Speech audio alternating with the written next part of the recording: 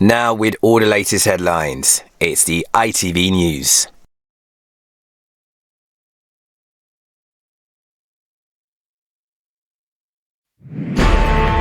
We got a clear sense today of the kind of public reaction we can expect over the next 8 days, as the Queen's coffin left her beloved Balmoral for its final journey south. Thousands upon thousands of people lined up to say their own farewells.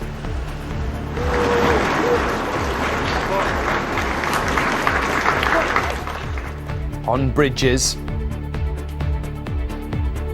in fields, and on the streets of Edinburgh itself, until it was finally welcomed into its temporary place of rest in the smallest royal palace at Holyrood by her daughter Anne. After a few days in which the pace of events and indeed of change has been dramatic, the mood today was more sombre and once again incredibly sad. Also on News at 10. Prince Charles Philip Arthur George is now, by the death of our late sovereign, of happy memory, become our only lawful and rightful liege lord, Charles III. Y mae coron Teyrnas Unedig Prydain Fawr a Gogledd Iwerddon. We have a new king, as it has been for centuries. The proclamation was read out today around the country and the realms overseas. Not now. The Australian government rules out a referendum on the monarchy, in the short term at least. Potential trouble for Putin as loyalists start to turn on their leader over the debacle in Ukraine. And the extraordinary sights of Buckingham Palace as old and young come to London to pay their respects. Blessed are gracious King, long live our noble King, perfect and King.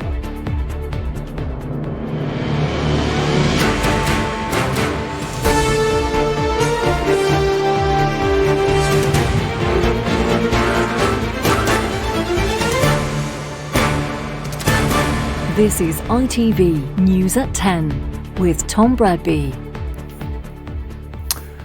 Good evening.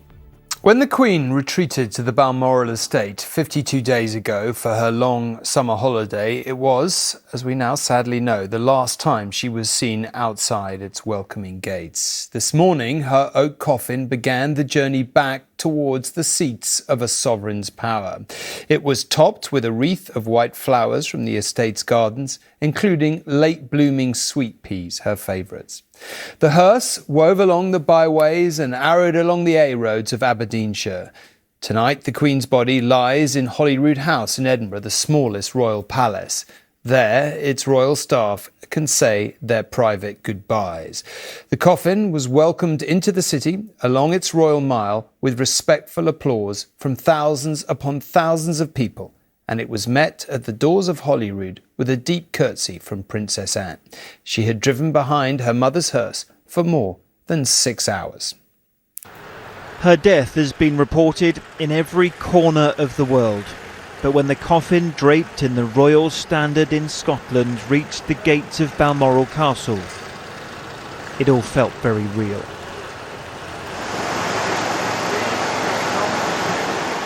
The only sound, the rhythm of the waters of the River Dee, which the Queen crossed for the last time.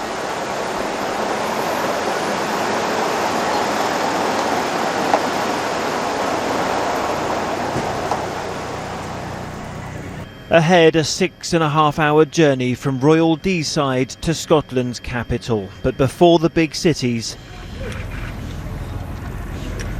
the small village neighbouring the estate, Ballater. The nation has lost a monarch, but here they say they lost a neighbour. These are the people who would often see their sovereign shopping. Much loved in this area, and I thought it was fitting that people came out to say her, pass their respects on for her. Atop the coffin, flowers picked from the estate, sweet peas the Queen's favourite among them.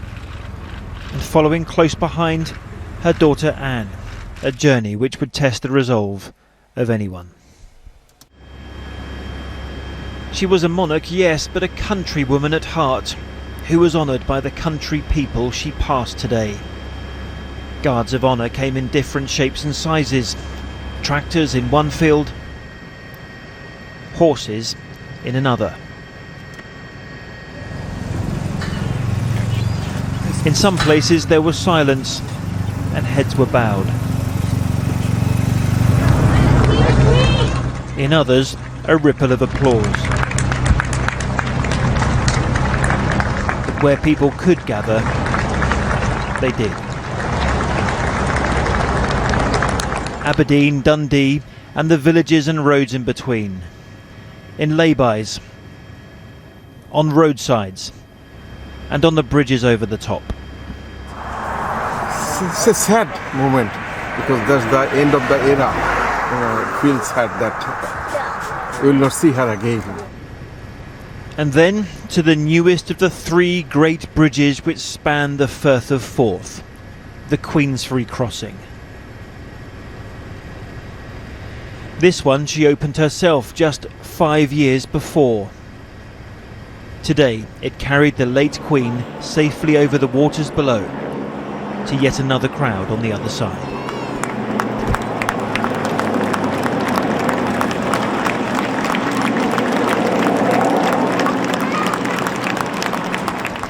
By now the cortege was on the outskirts of the capital. Just about everything and everyone seemed to stop.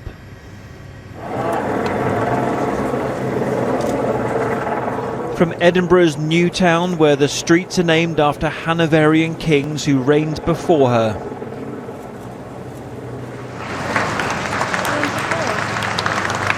to Edinburgh's ancient Old Town and the narrow cobbled street known as the Royal Mile. Every inch taken, every screen in record.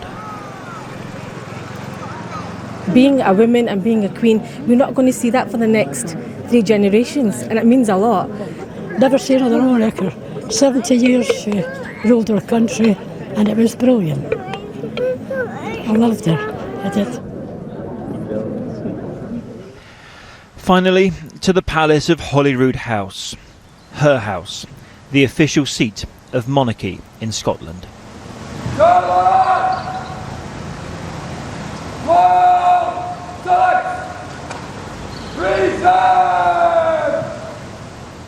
A bow from her sons, a curtsy from her daughter-in-law. This first long journey was at an end.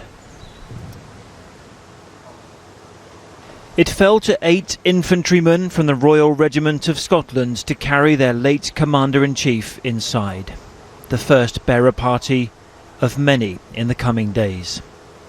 As they did so, a curtsy from the Queen's only daughter. Tonight, at the foot of the imposing Arthur's Seat in this great capital city, the coffin rests in the throne room. Her Majesty's chaplains in Scotland are keeping vigil. Chris Ship, News at 10 at the Palace of Holyrood House. Before the Queen's coffin reached Edinburgh, the reign of her son, King Charles, was proclaimed in the city centre. The ancient form of words rang out there and indeed in the capitals of Wales and Northern Ireland. They echoed too in towns and villages, just as they have for centuries at the start of a new reign. He has been the king for 3 full days, and yet thanks to the curious glories of the nation over which he now reigns, across that land today, the new sovereign was still being proclaimed. God save the King! Declarations a day later than London to echo the era when words that bore momentous weight were carried by horseback. Prince Charles, Philip, Arthur George is now, by the death of our late sovereign, of happy memory, become our only lawful and right. From Belfast to Edinburgh. Charles III. Y mae coron Teyrnas Unedig Prydain Fawr a Gogledd Iwerddon. And a reminder too that since its foundation, the United Kingdom has been a place of diverse people and language. i ran y tywysog Charles, Philip, Arthur, George. From the splendour of state occasions, oh yay! Oh yay! to the steps of City Hall in Norwich, crowded with people, their pets and good wishes. God save the King! God save the King! In Cambridge, a scholar's salute. 3 cheers for His Majesty the King. Hip hip! Hooray! It was a day for civil dignitaries and Lord Mayors in their finery. A day to celebrate. Here's a picture for you. And a day to remember. Joy and sorrow, I think, is the passing of the Queen and the incoming of the King. Today's been a wonderful occasion. Pomp and ceremony is what we do best. It was a chance for us to actually participate. We've watched it non-stop on television, but this makes you feel more part of what's going on. To the Channel Island of Sark. We, therefore, the seigneur of the fief of Sark, Europe's smallest feudal state, and Jersey, nearer to France than Britain, but both loyal to the crown. It was lovely being able to sing God Save the King, you know, the first time that we've sung that in public. But very, very moving. King Charles, I think, is going to be a fantastic king. I think he's at retirement age and now he's got a full-time job, hasn't he? From far and wide, people came to witness their own small slice of big history and to think of the future too. Our king will be fantastic. He has a beautiful way with people. He knows exactly what the job is. He will carry it out seamlessly, effectively, and royally. Today, the kingdom came together for its new king, but modern Britain is a place of devolved government, of leaders who sometimes pull in different directions. Charles III begins a tour of his realm this week.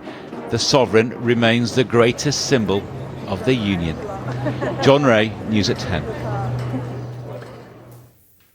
When Australia became a British colony more than 200 years ago, it would, of course, have taken weeks for the proclamation from London to reach the other side of the world. Half a day later, the same ceremony was repeated in the capital, Canberra, and in state capitals too.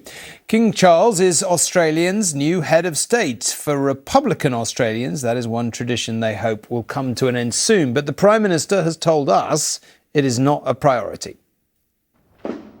It may be the other side of the world to Britain, but the ceremony marking the accession of a new monarch was echoed in Canberra today.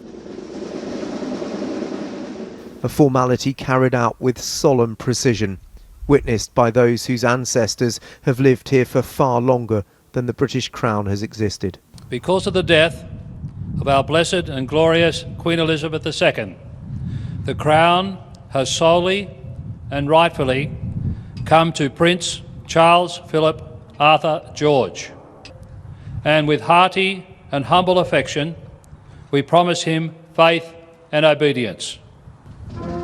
The first formal rendition of God Save the King. The last time that was heard here, Australia hadn't even built this Parliament complex or Sydney's famous Opera House. But despite this profound change, today Australia's Prime Minister signalled a republic was still some way off. The constitutional change that I have very clearly identified as my priority in this term of Parliament is the recognition of First Nations people in our Constitution. Our Constitution is our national birth certificate, and this nation didn't begin in 1788. It goes back some 65,000 years at least. There's no doubt the Australian Prime Minister is avowedly Republican, but right now his focus is on ceremonies like this. Any constitutional change in Australia is likely to come if Labour wins a second term, and that could be years away. Despite the Prime Minister attempting to postpone the Republican debate, some watching this week feel it will be reignited anyway. Do you think it's inevitable? Probably, unfortunately. Unfortunately, I'd say yes. It's probably time for a change, I think. It's it's a tough one, but I think it is time for a change. The Labour government has made it clear that before any referendum on the monarchy, it wants to prioritise better representation for Indigenous Australians, another sensitive and contentious issue which won't be easy to remedy. Dan Rivers, News at 10, Canberra. And Dan joins us from Sydney, as you can see where the sun is coming up. Dan, I mean, Australia's Prime Minister saying, of course, a referendum not a priority, but it sounds from your report and from everything one reads that for a lot of people they just view it as a matter of time. Yeah, I think undoubtedly this will reignite the debate. As you heard, the Prime Minister is saying not until and only if Labour win a second term, but already the Green Party here are saying now is the time. Unsurprisingly, the head of the Republican movement here, Peter Fitzsimons, is saying there's a groundswell of support. The polling isn't clear though. The last major poll was in June when only 44% of the Australian public said they wanted a republic, and that number had fallen, and that's not much more or about the same really as when they held a referendum here in 1999 and that idea was defeated. It's worth noting as well that when Prince William and Kate and baby George toured Australia in 2014, baby George was dubbed the Republican Slayer live on Breakfast TV here because he was deemed to be so popular with the British public. There's been no major polling, of course, since the Queen passed away, but I think the main problem here for Republicans will be trying to decide who and what would replace the monarch as head of state, and for anyone contemplating stepping into that role, they'll be very mindful that the Queen was a very hard act to follow. OK, Dan, I do remember that was one of the reasons it foundered last time, but for now, thank you very much indeed. Now back here, Buckingham Palace has once again been a magnet for people from far and wide wanting to remember the Queen. The warm weather and the weekend have provided the chance for the young, and indeed they're not quite so young, to be part of a moment of history. The sun still shines, and some things never change. But at Buckingham Palace, everything is different. And everyone wants to be here to see it, to feel it, and to capture it. The emotion still raw for Miguel, who's brought his 3 daughters. It's difficult because I don't know why I'm crying. So we just come to pay our respects.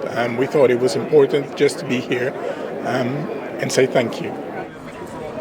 There's comfort in coming together, a moment for every member of the family, no matter how far they've had to travel.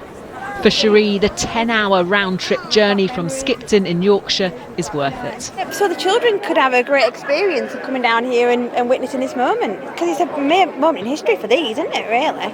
The Queen's been reigning for the longest. It's sad that the Queen died, but we have a king. There is an endless stream of people pouring past Buckingham Palace today. Generations of families, young and old, determined to be here to pay their respects and mark a moment in history. Grace has travelled from Oxford with toddler Louis. Her next son will be born into a new age. Your baby will never know life under Queen Elizabeth II. No, How does that make you feel? It's really sad, but also exciting. We've got a new king.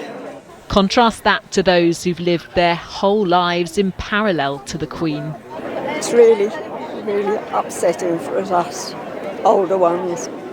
I'm glad people are all crowding around and doing the best they can. The younger generation seemingly finding it easier to adapt to all the changes. Oh, they sung the national anthem outside here because they know it word for word. They love the Queen, they love the royals. They're going to have to learn the new words of the national anthem. Actually, they've actually picked it up really quickly. They actually do sing now the King. Mm-hmm. Go on then. Our gracious King, long live our noble King. Rebecca Barry, News at 10, Buckingham Palace. So let's just run through what is going to happen in the next few days, particularly if you're thinking to go and pay your own respects. Well, tomorrow afternoon, the Queen's coffin will process along Edinburgh's Royal Mile from Holyrood House to St Giles's Cathedral. King Charles and other members of the royal family will walk behind it while the public might get the chance to file past. On Tuesday evening, the coffin will leave Edinburgh by plane for Buckingham Palace. On Wednesday afternoon, the Queen's body will be moved to Westminster Hall for 4 days of lying in state, where people will again be able to pay their respects. We'll have a special programme I'll be presenting to cover that. And before the state funeral at Westminster Abbey, a week tomorrow, the 19th, the service begins at 11 a.m. We'll be covering it here with TV screens in Hyde Park as well on what is to be a public holiday. And there is, of course, much more on the rest of the week's events and coverage of the past 4 days on our website, together with analysis from our correspondents and our editors. As you know by now, that is itv.com/news.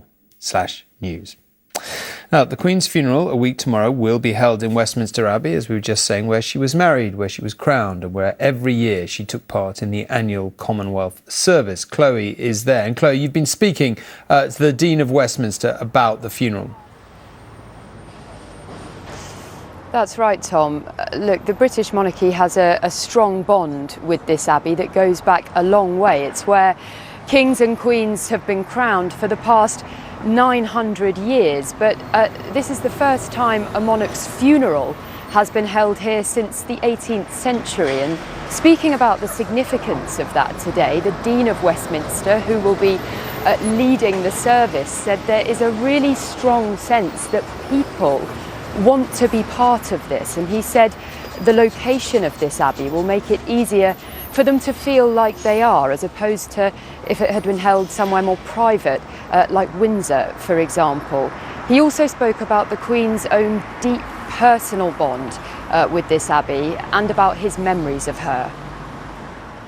There's a very particular relationship between this building and our Queen. This is the church in which she was married in 1947, and this is, of course, the place of coronation. When I was first appointed, I had an audience with Her Majesty, and it was really striking that the first thing we talked about was her memories of this place. She wanted to tell me why it was important to her. 30 kings and queens are buried beneath this abbey, but the Queen will not be buried here. After the service, her coffin will be taken by state hearse to St George's Chapel in Windsor, where she will be finally laid to rest with her husband, the Duke of Edinburgh. Chloe, thank you very much. The future of the Queen's 2 remaining corgis has been decided. We've had a lot of questions about this, and they will go to Prince Andrew and his ex-wife, Sarah, the Duchess of York. The Queen had more than 30 corgis during her reign. She was given her first by her father way back in 1933. It was Andrew who gave her Mick and Sandy. Mick was named after a loch on the Balmoral estate. The new Prince of Wales, Prince William, says it will be an honour for him and Kate to serve the Welsh people. He spoke to the First Minister, Mark Drakeford, today and said they would be heading to Wales as soon as possible. The Prince said they held Wales in deep affection, having made their first family home in Anglesey when he was flying search and rescue helicopters. Let's move on to what seems even more tonight like a major Ukrainian fight back against the Russian invasion. 200 days after that invasion began, one American military think tank says Ukraine has retaken more territory in the past 5 days than Russia has taken since April. And now one of President Putin's key military allies, the leader of the Russian Republic of Chechnya, believes the Russian military leadership has made mistakes. It's astounding, he said today, and potentially worrying for the Russian president that he chose to say so. After weeks of a grinding stalemate along 1,000 miles of the front line, there has now been a stunning collapse of Russian positions in the northeast. The Ukrainian offensive has mainly been in the Kharkiv region. The government in Kyiv regaining substantial territory. and allowing their troops to raise their flag over dozens of towns and villages.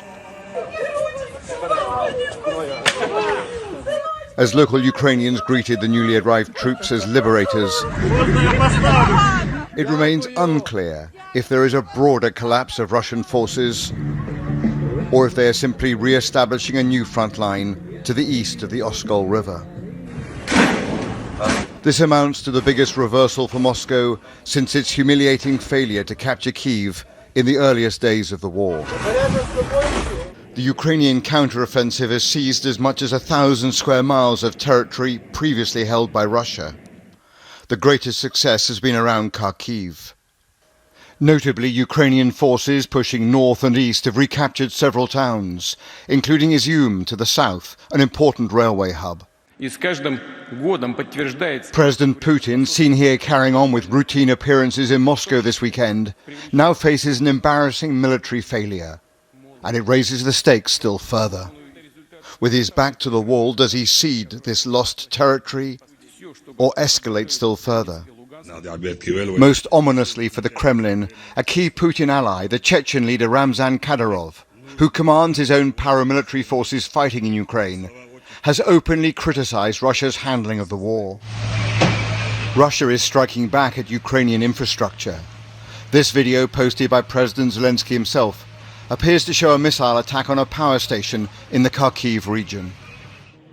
The Ukrainian counter-offensive is unlikely to bring an end to the fighting, but it is a major morale boost for Kyiv and a significant reversal for Moscow. And Robert joins me now to talk about all this. Robert, look, from the perspective of London, this looks like a pretty stunning counter-offensive by the Ukrainians and pretty worrying for Vladimir Putin in Moscow. But what's the reaction and the analysis in Western capitals?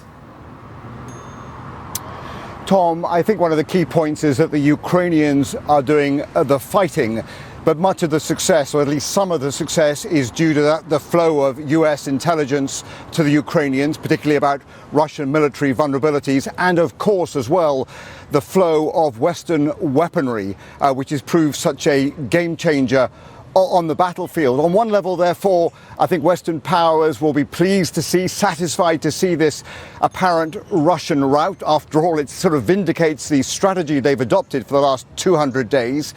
But on another, deeper, more speculative level, I think there will also be concern about what a bloodied and bruised Vladimir Putin does next. Does he seek, for example, to escalate? Does he threaten to use unconventional weapons on the battlefield? Does he seek perhaps to target and kill Ukraine's political leaders? Or does he acknowledge and accept this setback on the battlefield and go back to the negotiating table, seeking some kind of compromise, perhaps keeping Crimea but ceding other eastern territory? So those are all unclear, but clearly these are important and uncertain days and weeks ahead now. OK, Robert, thank you very much indeed. Well, let's come back to the Queen for a moment. And the Queen's favourite sport, horse racing, resumed today after a two-day pause as a mark of respect. The big race was the final flat racing classic of the year, the St Leger. Frankie Dettori, on the right, who rode many times for the Queen, was among those taking part in a 2 minutes silence at Doncaster Racecourse as the sport remembered its most famous fan.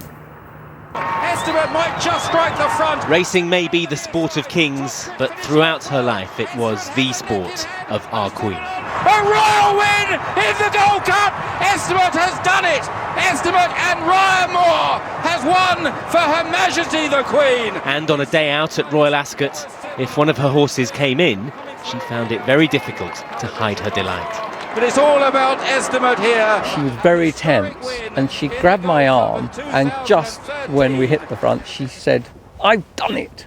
And of course it was one of the great moments. Everybody in the royal box was so excited for her. She just rushed down to the paddock and all she really wanted to do was touch the horse again. She really, really loved her horses. It was an incredibly emotional time. The Queen's passion for horses was sparked right at the very start of her life. If responsibilities of high estate seem far removed on this brisk morning, they are nevertheless a very near prospect. She grew into a fine horsewoman with a growing interest in thoroughbred races. It was always part of her. She always knew her horses. They were part of the family. Her father, King George VI, had an Oaks winner called Sun Chariot. It was a brilliant mare. And the Queen went to see the filly at Beckhampton and stroked its beautiful, soft, satiny skin.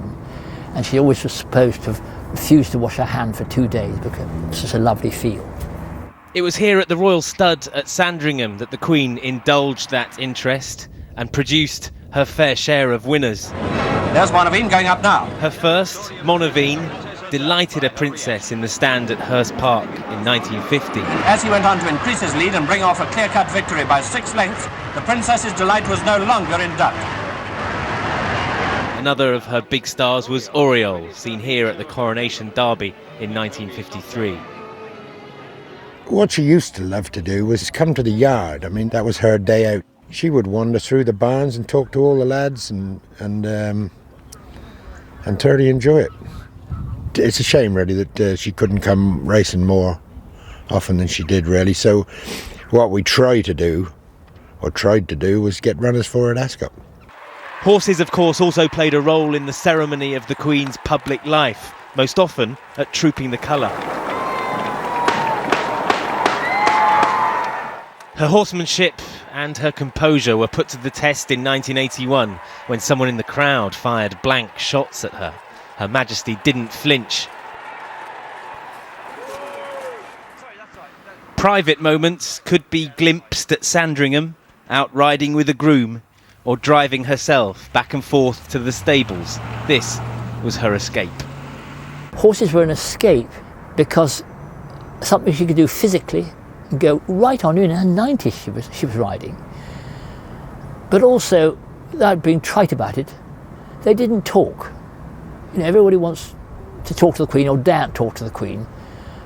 The horse is going to be the same whether it's the Queen or you or me. Horses were the Queen's great hobby. Racing and breeding these beautiful animals gave her a huge amount of pleasure.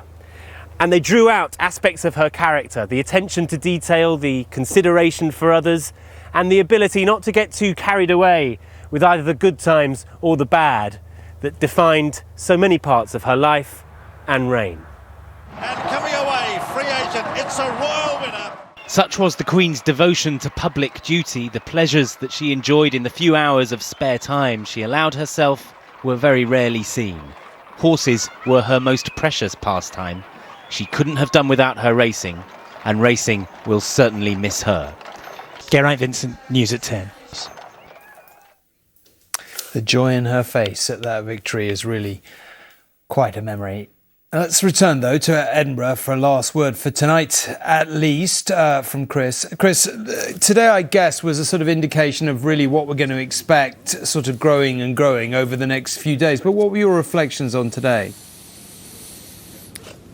Well, do you know, Tom, it's my job to find the right words to describe events of a particular day. I just found today was very difficult to actually do that. I think from the moment we saw the coffin exit the gates of Balmoral Castle, after we had heard that 6 gamekeepers from the Queen's estate had carried it from the ballroom. I think that was the moment that it probably hit a lot of people in this country. Yes, we've been reporting on the death of the Queen since Thursday, but seeing her coffin for the first time and leave Royal Deeside, I thought was really quite an emotional moment. And you saw it in some of the people we had in the programme earlier on. And then just that sort of instinctive tribute that people wanting to give, whether it was lining up some tractors or horses or simply standing on top of a motorway junction just to see for a fleeting moment. Don't forget, I mean, we were watching the helicopter pictures, but if you were there, you would have only seen the Queen pass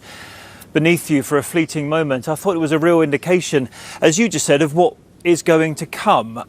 This was a big move, 6-hour move today. There are events, of course, tomorrow, and then there's this whole issue of the lying in state in London. And I believe we're going to find out tomorrow exactly how people will be able to apply to file past her coffin when the Queen lies in state in Westminster Hall, that magnificent building in the Palace of Westminster. So we saw a lot today, but there's a lot to come. And, for the new king, I mean, he's mourning, but there's a lot of business. I mean, that's going to dominate his week to a high degree, isn't it?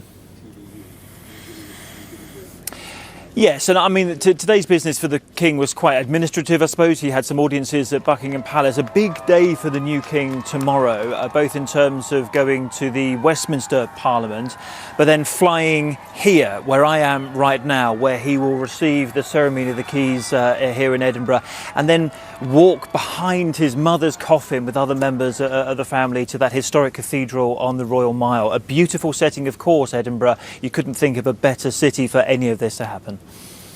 OK, Chris, for now at least, thank you very much indeed. So, as we've been discussing, as the Queen's body began its journey towards London, King Charles is preparing to head out across his new kingdom.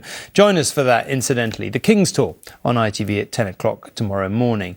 Today, the King began work in the grandest office in the land, Buckingham Palace, meeting the Secretary General of the Commonwealth, a signal of intent, perhaps.